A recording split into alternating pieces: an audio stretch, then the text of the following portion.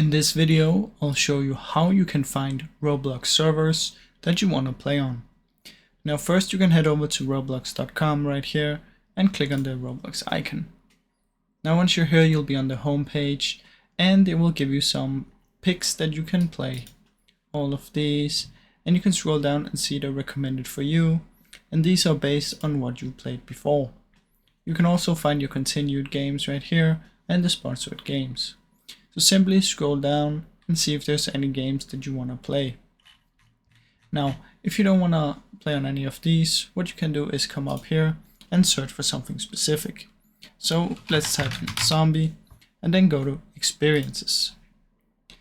Now in here you'll be able to see everything with the zombie in the name from the games.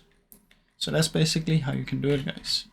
Now I really hope you enjoyed this video, and if you did, please leave a like and subscribe, as it helps me out a ton. Thank you so much for watching.